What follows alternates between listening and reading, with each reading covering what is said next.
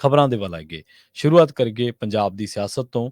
ਕਾਂਗਰਸ ਦੇ ਵਿਧਾਨ ਸਭਾ ਦੇ ਵਿੱਚ ਵਿਰੋਧੀ ਧਿਰ ਦੇ ਉਪ ਨੇਤਾ ਅਤੇ ਚੱਬੇਵਾਲ ਤੋਂ ਵਿਧਾਇਕ ਡਾਕਟਰ ਰਾਜਕੁਮਾਰ ਚੱਬੇਵਾਲ ਨੇ ਕਾਂਗਰਸ ਅਤੇ ਵਿਧਾਇਕ ਦੇ ਅਹੁਦੇ ਤੋਂ ਅਸਤੀਫਾ ਦੇ ਦਿੱਤਾ ਹੈ। ਉਹ ਆਮ ਆਦਮੀ ਪਾਰਟੀ ਦੇ ਵਿੱਚ ਸ਼ਾਮਲ ਹੋ ਚੁੱਕੇ ਨੇ। ਉਹਨਾਂ ਦਾ ਹੁਸ਼ਿਆਰਪੁਰ ਤੋਂ ਆਮ ਆਦਮੀ ਪਾਰਟੀ ਦਾ ਲੋਕ ਸਭਾ ਤੋਂ ਉਮੀਦਵਾਰ ਬਣਨਾ ਲਗਭਗ ਤੈਅ ਮੰਨਿਆ ਜਾ ਰਿਹਾ ਹੈ। ਇਸ ਤੋਂ ਪਹਿਲਾਂ ਕਾਂਗਰਸ ਦੇ ਸਾਬਕਾ ਵਿਧਾਇਕ ਗੁਰਪ੍ਰੀਤ ਸਿੰਘ ਜੀਪੀ ਆਪ ਦੇ ਵਿੱਚ ਸ਼ਾਮਲ ਹੋ ਚੁੱਕੇ ਨੇ।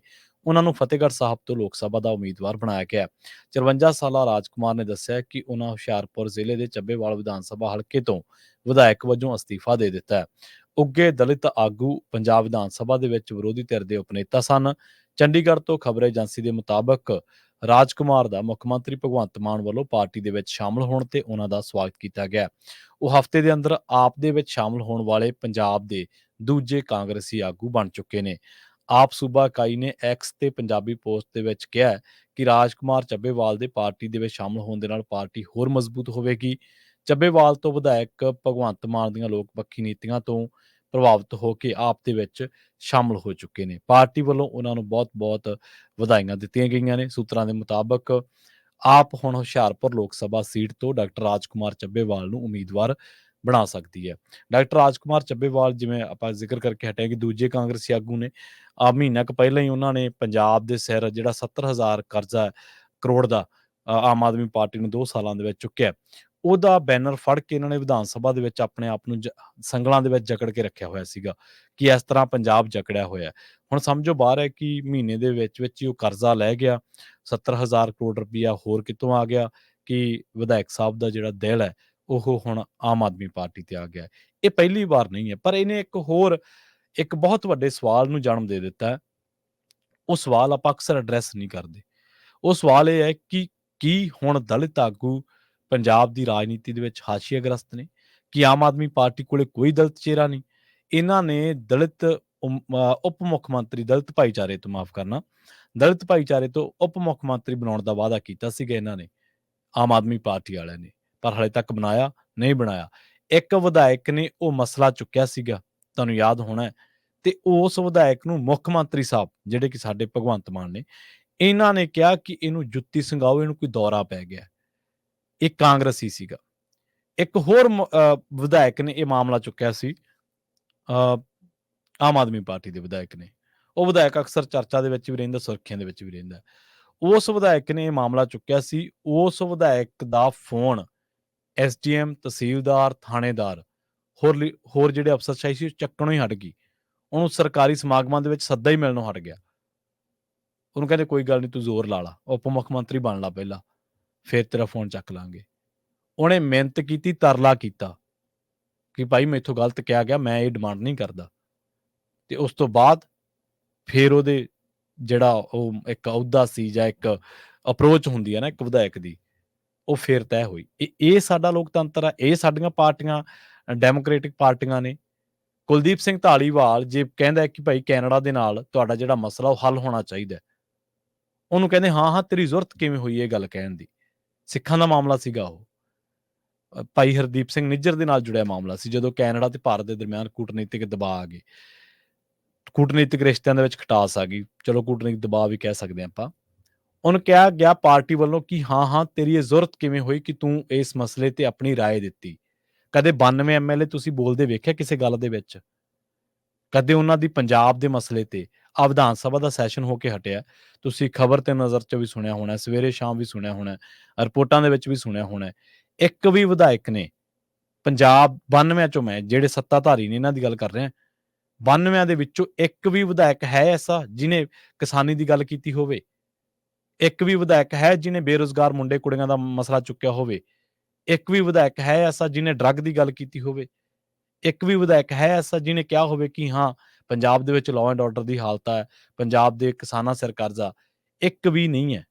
ਠੀਕ ਹੈ, ਕੁਛ ਹਲਕੇ ਦੀਆਂ ਮੰਗਾਂ ਲੋਕਾਂ ਨੇ ਚੁੱਕੀਆਂ ਨੇ, ਕੁਛ ਨੇ ਹੋਰ ਇਸ਼ੂ ਐਡਰੈਸ ਕੀਤੇ ਨੇ, ਪਰ ਪੈਨ ਪੰਜਾਬ ਮਾਮਲਾ ਇੱਕ ਵੀ ਵਿਧਾਇਕ ਨੇ ਨਹੀਂ ਚੁੱਕਿਆ।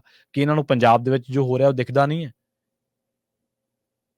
ਇਹ ਗੱਲ ਤਾਂ ਕਹਿ ਰਹੇ ਕਿਉਂਕਿ ਤੁਸੀਂ ਇਨਕਲਾਬੀ ਬਣਦੇ ਸੀਗੇ, ਤੁਸੀਂ ਕਹਿੰਦੇ ਸੀ ਲੋਕਾਂ ਨੂੰ ਕਿ ਕਾਂਗਰਸੀਆਂ ਤੇ ਅਕਾਲੀਆਂ ਨੂੰ ਦਿਖਦਾ ਨਹੀਂ, ਉਹ ਬੋਲ ਸਕਦੇ ਆ। ਤੁਸੀਂ ਲੋਕਾਂ ਨੂੰ ਸਮਝਾਉਂਦੇ ਹੁੰਦੇ ਸੀਗੇ ਕਿ ਇੱਕ ਵਿਧਾਇਕ ਆਹ ਕਰ ਸਕਦਾ, ਇੱਕ ਵਿਧਾਇਕ ਆਹ ਕਰ ਸਕਦਾ।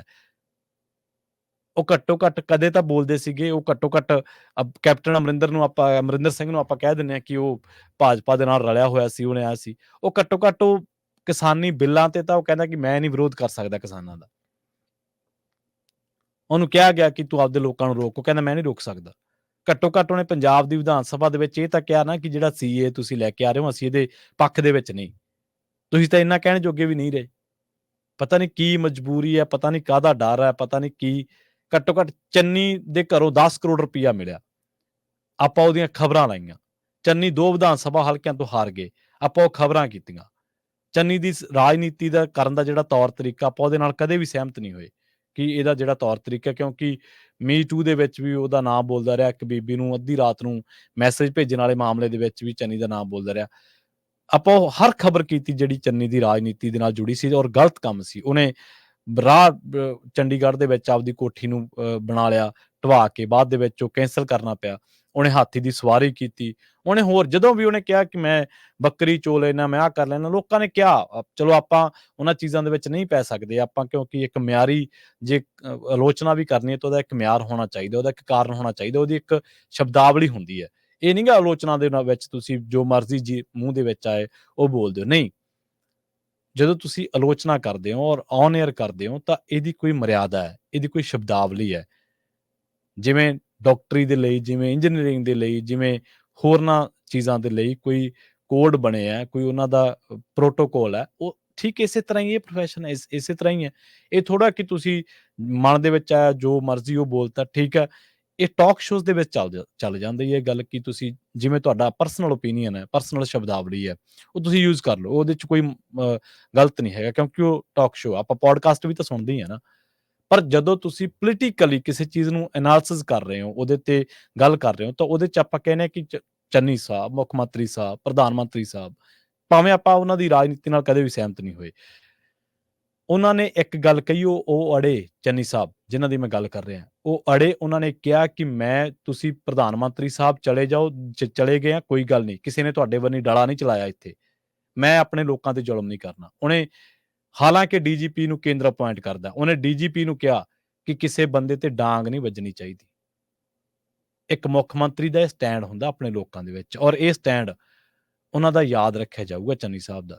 10 ਕਰੋੜ ਰੁਪਈਆ ਵੀ ਨਹੀਂ ਲੋਕਾਂ ਨੇ ਭੁੱਲਣਾ, ਇਹਦੇ ਵਿੱਚ ਕੋਈ ਦੋ ਰਾਏ ਨਹੀਂ। ਹੋਰ ਵੀ ਚੀਜ਼ਾਂ ਲੋਕਾਂ ਨੇ ਨਹੀਂ ਭੁੱਲਣੀਆਂ, ਪਰ ਇਹ ਸਟੈਂਡ ਉਹਨਾਂ ਦਾ ਯਾਦ ਰੱਖਿਆ ਜਾਊਗਾ। ਅੱਜ ਸਟੈਂਡ ਕਿਤੇ ਨਜ਼ਰ ਆ ਰਿਹਾ ਤੁਹਾਨੂੰ? ਅੱਜ ਗੋਲੀ ਮਾਰ ਕੇ ਸਾਡਾ ਕਿਸਾਨ ਮਾਰਤਾ, ਸਟੈਂਡ ਕਿੱਥੇ ਹੈ? ਅੱਜ ਪੰਜਾਬ ਦੇ ਅੰਦਰ ਆ ਕੇ ਟਰੈਕਟਰ ਤੋੜਤੇ, ਟਰਾਲੀਆਂ ਭੰਨਤੀਆਂ, ਗੱਡੀਆਂ ਤੋੜਤੀਆਂ, ਗੁੰਡਾਗਰਦੀ ਕੀਤੀ, ਵਰਦੀਧਾਰੀਆਂ ਦੀ ਗੁੰਡਾਗਰਦੀ, ਸਟੈਂਡ ਕਿੱਥੇ ਹੈ? ਔਰ ਜਿਹੜੀ ਗੱਲ ਤੋਂ ਆਪਾਂ ਸ਼ੁਰੂ ਕੀਤਾ ਸੀਗਾ ਕਿ ਦਲਿਤ ਭਾਈਚਾਰੇ ਦੀ ਗੁਰ ਗੁਰਪ੍ਰੀਤ ਜੀਪੀ ਫਤਿਹਗੜ੍ਹ ਸਾਹਿਬ ਤੋਂ ਇੰਪੋਰਟ ਕਰ ਲਏ ਗਏ ਕਾਂਗਰਸ ਤੋਂ, ਦੇਤੀ ਟਿਕਟ।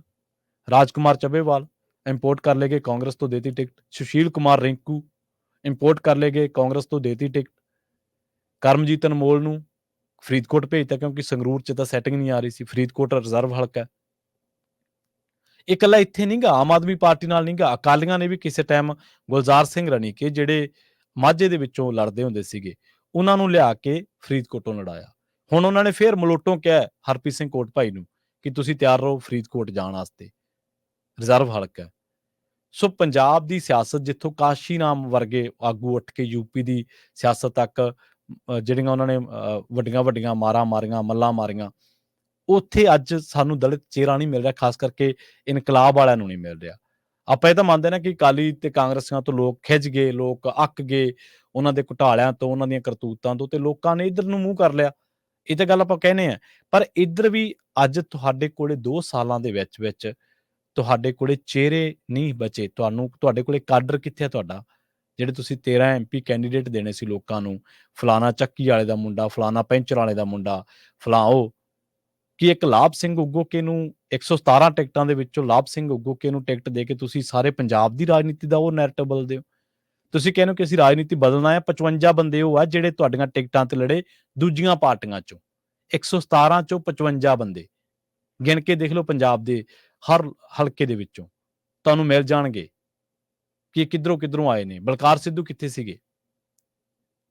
ਅੱਜ ਜਿਹੜੇ ਹੋਰ ਜਿਹੜੇ ਇਹਨਾਂ ਦੇ ਮੰਤਰੀ ਬਣੇ ਬੈਠੇ ਆ ਵਿੱਚੋਂ ਕਈ ਬੰਦੇ, ਇਹ ਕਿੱਥੇ ਸੀਗੇ? ਅੱਜ ਖੁੱਡੀਆਂ ਸਾਹਿਬ ਕਿੱਥੇ ਸੀਗੇ ਜਿਹੜੇ ਬਠਿੰਡੇ ਤੋਂ ਕੈਂਡੀਡੇਟ ਹੈ, ਕਾਂਗਰਸ ਦੇ ਵਿੱਚ ਸੀਗੇ?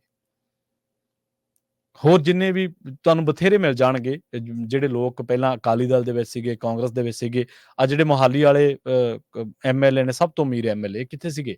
ਅਕਾਲੀ ਦਲ ਦੇ ਵਿੱਚ ਸੀਗੇ। ਸੋ ਪਰ ਗੱਲ ਜਿਹੜੀ ਆ ਉਹ ਇਹ ਹੈ ਕਿ ਅਸੀਂ ਲੀਡਰਸ਼ਿਪ ਪੈਦਾ ਨਹੀਂ ਹੋਣ ਦੇ ਰਹੇ। ਅਸੀਂ ਦਲਿਤ ਲੀਡਰਸ਼ਿਪ ਦਾ ਉਭਾਰ ਨਹੀਂ ਹੋਣ ਦਿੱਤਾ। ਸਾਡੇ ਕੁਝ ਕਾਰਨਾਂ ਕਰਕੇ ਕੁਝ ਚਿਹਰੇ ਦਲਿਤ ਪੋਲਿਟਿਕਸ ਦੇ ਵਿੱਚ ਵੀ ਉਹ ਹਾਵੀ ਰਹੇ। ਉਹਨਾਂ ਦਾ ਪਾਰਟੀਆਂ ਦੇ ਵਿੱਚ ਬੋਲਬਾਲਾ ਰਿਹਾ। ਉਹਨਾਂ ਦੇ ਬਾਅਦ ਵੀ ਕੋਈ ਕਾਡਰ ਤਿਆਰ ਨਹੀਂ ਹੋ ਸਕਿਆ। ਸਵਾਲ ਇਹ ਨਹੀਂ ਹੈ ਕਿ ਗੁਰਪ੍ਰੀਤ ਜੀਪੀ ਆਮ ਆਦਮੀ ਪਾਰਟੀ ਦੇ ਵਿੱਚ ਸ਼ਾਮਲ ਹੋ ਗਏ। ਸਵਾਲ ਇਹ ਨਹੀਂ ਹੈ ਕਿ ਰਾਜਕੁਮਾਰ ਚੱਬੇਵਾਲ ਆਮ ਆਦਮੀ ਪਾਰਟੀ 'ਚ ਸ਼ਾਮਲ ਹੋ ਗਏ। ਸਵਾਲ ਇਹ ਨਹੀਂ ਹੈ ਕਿ ਤੁਸੀਂ ਸੁਸ਼ੀਲ ਰਿੰਕੂ ਨੂੰ ਜਲੰਧਰ ਦੇ ਵਿੱਚੋਂ ਕਾਂਗਰਸ ਦੇ ਵਿੱਚੋਂ ਲਿਆ ਕੇ ਚੋਣ ਲੜਾਤੀ। ਸਵਾਲ ਇਹ ਹੈ ਕਿ ਜਿਹੜਾ ਤੁਸੀਂ ਆਪ ਇੱਕ ਅਲੱਗ ਅਲੱਹਿਦਾ ਰਾਜਨੀਤੀ ਕਰਨ ਦੀ ਗੱਲ ਕਰਦੇ ਸੀ, ਇੱਕ ਅਲੱਗ ਤਰ੍ਹਾਂ ਦੀ ਰਾਜਨੀਤੀ ਕਰਨ ਦੀ ਗੱਲ ਕਰਦੇ ਸੀ, ਉਹ ਰਾਜਨੀਤੀ ਕਿੱਥੇ ਹੈ? ਉਹ ਦਲਿਤ ਭਾਈਚਾਰੇ ਦੇ ਵਿੱਚੋਂ ਚਿਹਰੇ ਕਿੱਥੇ ਨੇ ਜਿਨ੍ਹਾਂ ਨੂੰ ਤੁਸੀਂ ਲਿਆ ਕੇ ਐਮਪੀ ਦੀਆਂ ਟਿਕਟਾਂ ਦੇਣੀਆਂ ਸੀ?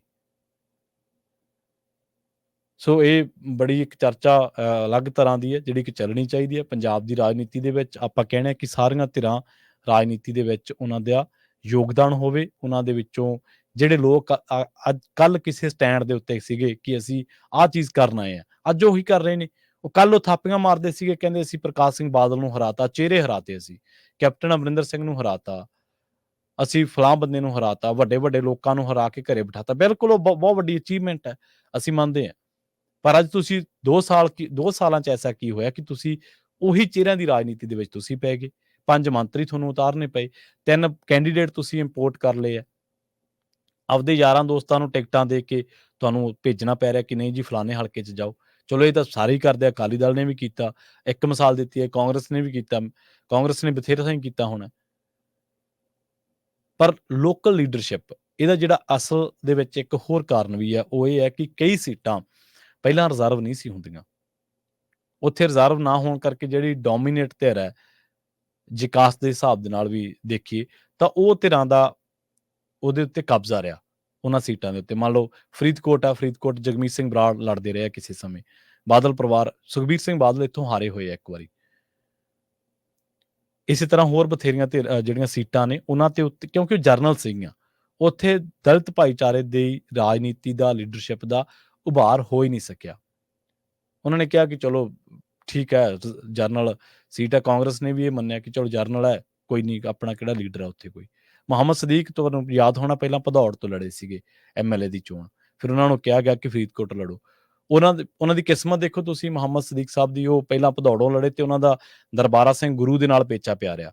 3-4 ਸਾਲ ਬਾਅਦ ਜਦੋਂ ਸਰਕਾਰ ਆ ਗਈ, ਮੇਰੇ ਖਿਆਲ 2012 ਦੀਆਂ ਗੱਲਾਂ ਨੇ, ਕਿਉਂਕਿ 2017 ਦੇ ਵਿੱਚ ਤਾਂ ਉਹ ਸ਼ਾਇਦ 19 ਦੇ ਵਿੱਚ ਤਾਂ ਆ ਕੇ ਉਹ ਲੜੇ ਨੇ ਆਪਣੀ ਲੋਕ ਸਭਾ ਚੋਣ।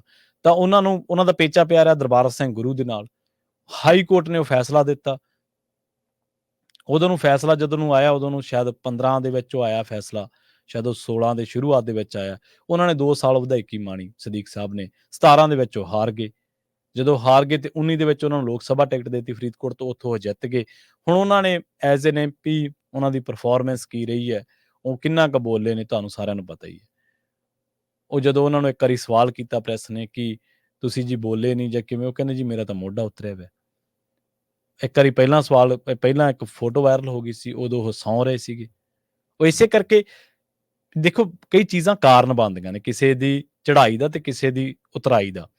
ਜਦੋਂ ਉਹ ਸੌਂ ਰਹੇ ਸੀਗੇ ਨਾ, ਉਹ ਜਦੋਂ ਫੋਟੋ ਵਾਇਰਲ ਹੋਈ, ਉਦੋਂ ਠੀਕ ਭਗਵੰਤ ਮਾਨ ਬੜੇ ਐਕਟਿਵ ਸੀਗੇ ਤੇ ਉਦੋਂ ਇਹਨਾਂ ਨੇ ਕਵਿਤਾ ਨੋਟਬੰਦੀ ਤੇ जीएसटी ਤੇ मोदी साहब बताओ 15-15 लाख कब आने वाले हैं, अच्छे दिन कब आने वाले हैं, ਇਹ ਕਵਿਤਾ ਗਾਈ ਤੇ ਉਹ ਇੰਨੀ ਵਾਇਰਲ ਹੋਈ, ਤੁਸੀਂ ਯਕੀਨ ਕਰਿਓ ਕਿ ਆਪਣੇ ਤਾਂ ਉਹ ਮਤਲਬ ਪੰਜਾਬੀਆਂ ਨੇ ਤਾਂ ਕਰਨੀ ਸੀ ਵਾਇਰਲ, ਕਿਉਂਕਿ ਬੜੇ ਐਕਟਿਵ ਸੀਗੇ Bhagwant Mann as an member parliament. ਉਹ ਦੱਖਣ ਦੀ ਰਾਜਨੀਤੀ ਦੇ ਵਿੱਚ ਉਸਨੇ ਬੜੀ ਧੱਕ ਪਾਈ। ਲੋਕਾਂ ਨੂੰ ਬੜਾ ਲੱਗਿਆ ਕਿ ਯਾਰ ਇੱਕ ਚਿਹਰਾ ਹੈ ਜਿਹਨੇ ਪ੍ਰਧਾਨ ਮੰਤਰੀ ਦੀ ਜੁਮਲਿਆਂ ਤੇ ਕਵਿਤਾ ਬਣਾਤੀ।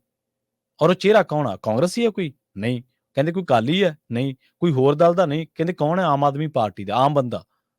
ਔਰ ਮਾਨ ਸਾਹਿਬ ਅੱਜ ਹਾਰੇ ਹੋਇਆਂ ਨੂੰ ਟਿੱਚਰਾਂ ਕਰਦੇ ਆ ਕਿ ਤੁਹਾਨੂੰ ਕਿਹਨੇ ਕਹਿਤਾ, ਤੁਸੀਂ ਤਾਂ ਐਂ ਕਰਤੇ, ਐਂ ਕਰਤੇ। ਮਾਨ ਸਾਹਿਬ ਜਿਹੜਾ ਵਿਰੋਧੀ ਧਿਰ ਦੇ ਵਿੱਚ ਤੁਹਾਡੇ ਬਰਾਬਰ ਬੈਠਾ ਨਾ, ਉਹ ਵੀ ਚੁਣਿਆ ਹੋਇਆ ਲੋਕਾਂ ਦਾ। ਠੀਕ ਹੈ, ਉਹਨਾਂ ਨੂੰ ਲੋਕਾਂ ਨੇ ਮੈਂਡੇਟ ਨਹੀਂ ਦਿੱਤਾ, ਆਪਾਂ ਮੰਨਦੇ ਹਾਂ ਇਹ ਗੱਲ। ਤੁਸੀਂ ਟਿੱਚਰਾਂ ਨਾ ਕਰੋ, ਤੁਸੀਂ ਵੀ ਲਹਿਰਾ ਗਾਗਾ ਤੋਂ ਹਾਰੇ ਹੋਏ। ਹੁਣ ਤੁਹਾਨੂੰ ਮੈਂ ਸਮੇਂ ਦਾ ਤਕਾਜ਼ਾ ਦੱਸਦਾ। ਇੱਕ ਨਾ ਕਹਾਵਤ ਹੈ ਕਿ ਜਦੋਂ ਨਾ ਪਾਣੀ ਹੁੰਦਾ ਤੇ ਉਦੋਂ ਮੱਛੀਆਂ ਕੀੜੇ ਮਕੌੜੇ ਖਾਂਦੀਆਂ। ਜਦੋਂ ਤਲਾਅ 'ਚੋਂ ਪਾਣੀ ਸੁੱਕ ਜਾਂਦਾ ਫਿਰ ਕੀੜੇ ਮਕੌੜੇ ਮੱਛੀਆਂ ਨੂੰ ਖਾਂਦੇ ਆ। ਇਹ ਸਮੇਂ ਦੀ ਗੱਲ ਆ। ਸਮਾਂ ਦੇਖੋ ਤੁਸੀਂ, ਰਜਿੰਦਰ ਕੌਰ ਭੱਠਲ ਨੇ ਭਗਵੰਤ ਮਾਨ ਨੂੰ ਟੀਚਰ ਕੀਤੀ ਕਿ ਉਹ ਤਾਂ ਜੀ ਕਮੇਡੀਅਨ ਸੀਗਾ, ਹਾਰ ਗਿਆ। ਇਹ 2012 ਦੀ ਗੱਲ ਹੈ, ਜਦੋਂ ਹਾਰ ਗਏ ਸੀ ਲਹਿਰਾ ਗਾਗਾ ਤੋਂ। ਭਗਵੰਤ ਮਾਨ ਪੀਪੀਪੀ ਤੋਂ ਲੜੇ ਸੀਗੇ ਉਦੋਂ। ਅੱਛਾ, ਬੀਬੀ ਜੀ ਨੇ ਟੀਚਰ ਕੀਤੀ। ਭਗਵੰਤ ਮਾਨ ਸਾਹਿਬ 2014 ਦੇ ਵਿੱਚ ਐਮਪੀ ਬਣ ਗਏ। 2022 ਆਉਂਦਿਆਂ ਮਾਨ ਸਾਹਿਬ ਬਣ ਗਏ ਮੁੱਖ ਮੰਤਰੀ। ਉਸੇ ਮੁੱਖ ਮੰਤਰੀ ਨੇ ਜਿਹੜੀ ਬੀਬੀ ਨੇ ਉਹਨੂੰ 2012 ਦੇ ਵਿੱਚ ਟੀਚਰ ਕੀਤੀ ਸੀ ਹਾਰਨ ਤੋਂ ਬਾਅਦ, ਉਹ ਬੰਦੇ ਨੇ, ਸਾਵੇਂ ਨੇ, ਉਹਦਾ 10 ਸਾਲਾਂ ਬਾਅਦ 25 ਸਾਲਾਂ ਤੋਂ ਮੱਲੀ ਕੋਠੀ 'ਚੋਂ ਸਮਾਨ ਚੁਕਵਾਤਾ। ਇਹ ਆ ਸਮਾਂ। ਬਦਲ ਜਾਂਦਾ, ਇਹ ਸਦਾ ਨਹੀਂ ਰਹਿੰਦਾ। ਹੁਣ ਵਾਲਿਆਂ ਤੇ ਵੀ ਲਾਗੂ ਹੁੰਦਾ। 25 ਸਾਲ ਹੋ ਗਏ ਸੀ ਰਜਿੰਦਰ ਕੌਰ ਭੱਠਲ ਨੂੰ ਸਰਕਾਰੀ ਕੋਠੀ ਨੱਪਿਆਂ ਚੰਡੀਗੜ੍ਹ ਦੇ ਵਿੱਚ। ਮਾਨ ਸਾਹਿਬ ਕਹਿੰਦੇ ਖਾਲੀ ਕਰਨੀ ਪਊਗੀ। ਉਹ ਕਹਿੰਦੇ ਜੀ ਨਹੀਂ, ਮੈਂ ਵਿਰੋਧੀ ਧਿਰ ਦੀ ਲੀਡਰ ਰਹੀ ਹਾਂ, ਮੈਂ ਆਏ ਰਹੀ ਹਾਂ, ਮੈਂ ਉਹ ਰਹੀ ਹਾਂ। ਉਹ ਕਹਿੰਦੇ ਜੀ ਖਾਲੀ ਤਾਂ ਕਰਨੀ ਹੀ ਪੈਣੀ ਹੈ। ਸਿੱਧਾ 2 ਟੁਕ ਸ਼ਬਦ, ਸਮਾਨ ਚੱਕੋ ਬਸ, ਹੋਰ ਕੋਈ ਗੱਲ ਨਹੀਂ। ਖਾਲੀ ਕਰਨੀ ਪਈ। ਮਨਪ੍ਰੀਤ ਬਾਦਲ, ਉਹ ਕਹਿੰਦੇ ਮੈਂ ਸਮਾਨ ਆਪ ਪਾਇਆ ਹੈ। ਇਹ ਪਰਚੀਆਂ ਕੱਢ ਲਿਆ। ਤੁਹਾਨੂੰ ਪਤਾ ਇਹਨਾਂ ਦਾ ਜਿਹੜਾ ਤੰਤਰ ਆ ਨਾ, ਬਹੁਤ ਜ਼ਿਆਦਾ ਤਾਕਤਵਰ ਹੈ ਇਸ ਮਾਮਲੇ ਦੇ ਵਿੱਚ। ਇਹ ਰਿਕਾਰਡ ਕੱਢ ਲਿਆ ਕਿ ਤੁਸੀਂ ਸਰਕਾਰੀ ਖਜ਼ਾਨੇ 'ਚੋਂ ਫਰਨੀਚਰ ਖਰੀਦਿਆ ਸੀ। ਜਿਹੜਾ ਤੁਸੀਂ ਪਰਸਨਲ ਖਰੀਦਿਆ, ਚੱਕ ਕੇ ਲੈ ਜਾਓ, ਲੱਦੋ ਟੈਂਪੂ ਤੇ ਜਿਹੜਾ ਸਰਕਾਰੀ ਖਜ਼ਾਨੇ 'ਚੋਂ ਖਰੀਦਿਆ ਉਹ ਰੱਖੋ ਇੱਥੇ, ਕੋਠੀ ਖਾਲੀ ਕਰੋ। ਖਾਲੀ ਕਰਵਾ ਲਈ। ਇਹ ਸਮੇਂ ਦਾ ਤਕਾਜ਼ਾ। ਪਾਵਰ ਬਦਲੀ, ਸੱਤਾ ਬਦਲੀ, ਹੱਥ ਆ ਗਈ। ਫਿਰ ਜਿਹਦੀਆਂ 100 ਹੱਥ ਰੱਸਾ ਸਿਰੇ ਤੇ ਗੰਢ, ਉਹ ਕਹਿੰਦੇ ਹੁੰਦੇ ਨਾ, ਤਕੜੇ ਦਾ ਸੱਤੀ ਵੀ 100। ਤਕੜਾ ਤਾਂ ਫਿਰ ਜਿਹਦੇ ਕੋਲੇ ਕੁਰਸੀ ਆ ਉਹ ਤਾਂ ਫਿਰ ਏਦਾਂ ਹੀ ਕਰਦਾ। ਪਰ ਅਸਲ ਦੇ ਵਿੱਚ ਇਹ ਇਸ ਤਰ੍ਹਾਂ ਨਹੀਂ ਹੋਣਾ ਚਾਹੀਦਾ। ਤੁਸੀਂ ਇਨਕਲਾਬ ਦੀ ਗੱਲ ਕਰਦੇ ਸੀ, ਤੁਸੀਂ ਬਦਲਾਅ ਦੀ ਗੱਲ ਕਰਦੇ ਸੀ। ਬਦਲਾਅ ਕਰਦੇ ਅੱਜ ਤੁਸੀਂ ਉਹੀ ਰਾਜਨੀਤੀ ਕਰ ਰਹੇ ਹੋ ਜਿਹੜੀਆਂ ਦੂਜੀਆਂ ਪਾਰਟੀਆਂ ਕਰ ਰਹੀਆਂ ਸੀ। ਠੀਕ ਹੈ, ਪਾਰਟੀਆਂ ਬਦਲਣਾ ਲੋਕਾਂ ਦਾ ਆਪਣਾ ਪਰਸਨਲ, ਕਹਿ ਲਓ ਉਹਨਾਂ ਦਾ ਬੈਨੀਫਿਟ ਦੀ ਗੱਲ ਕਰ ਲਓ, ਜਾਂ ਉਹਨਾਂ ਦੇ ਪਰਸਨਲ ਜਿਹੜੇ ਨੇ ਉਹ ਫਾਇਦੇ ਨੁਕਸਾਨ ਨੇ, ਪ੍ਰੋਫਿਟ ਨੇ ਉਹ। ਪਰ ਅਸਲ ਦੇ ਵਿੱਚ ਤੁਸੀਂ ਕਿੱਥੇ ਖੜ ਰਹੇ ਹੋ ਕਿ ਮਹੀਨਾ ਪਹਿਲਾਂ ਜਿਹੜੀ ਗੱਲ ਖੁਦ ਕਰਦੇ ਹੋ, ਮਹੀਨਾ ਪਹਿਲਾਂ ਉਸ ਗੱਲ ਨੂੰ ਰੱਦ ਕਰਨਾ ਕਿੰਨਾ ਔਖਾ ਹੁੰਦਾ, ਤੇ ਪਰ ਤੁਹਾਡੇ ਲਈ ਕਿੰਨਾ ਸੌਖਾ ਹੈ।